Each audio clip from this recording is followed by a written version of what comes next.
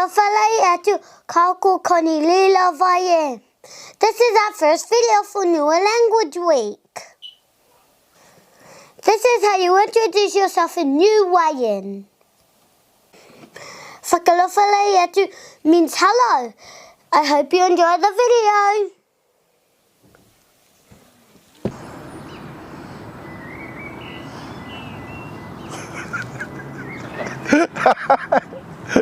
Take one. Yeah, go.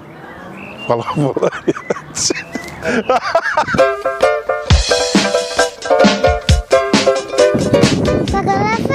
atu Koni-Leigh Liuvaie.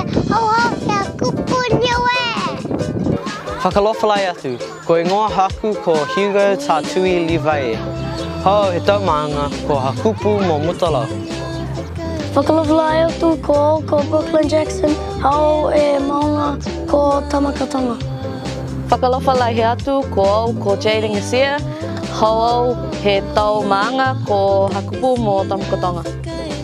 1, go! Fakalofa atu ko Kiara. Oh yeah. Kupu Niue.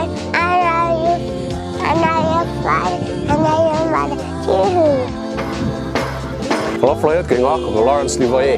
Hau he maanga ko hakupu atua whinione. Fakalofa atu ko Fulani Garcia te Kanoa. Fakalofa atu ko Haukerenga Garcia te Kanoa.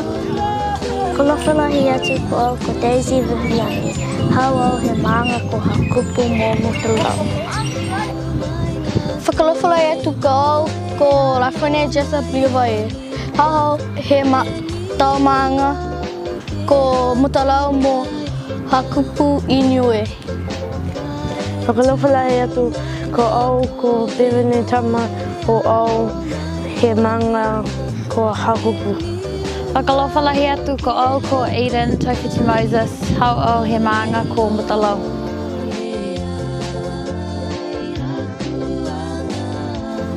One thing I like about Niue is the people. I like how friendly and welcoming they are when you come to the island. Niue! Cheeru!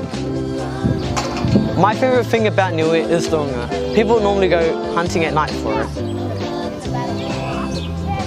What do you know about the hunga? They have 2 claw figgies and maybe 4 legs on the side, and yeah, hungas eat by name coconut probably. Niue has one of the most cleanest waters, and also the katuali live there.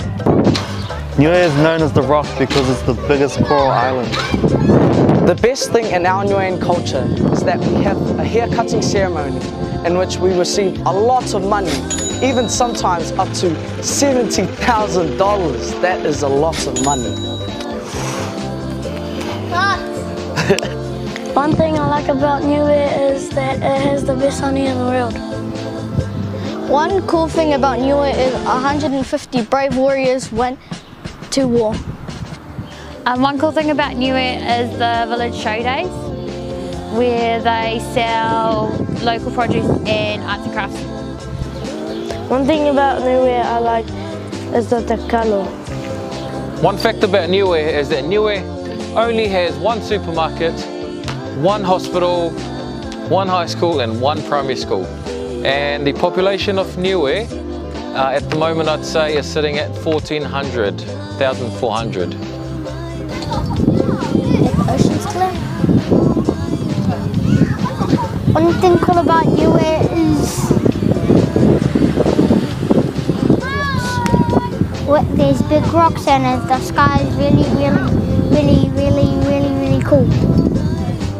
My favorite thing about Niue Island are its crystal clear, clean, fresh water pools for swimming in and swimming.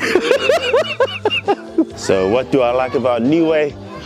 Well, there's no place like home, and you can leave your cars unlocked wherever you are. There's no place like that on earth. Niue. Did you learn anything from that video? Yes, I did. Thank you for watching. I'll see you tomorrow. Fakalofa koe kia.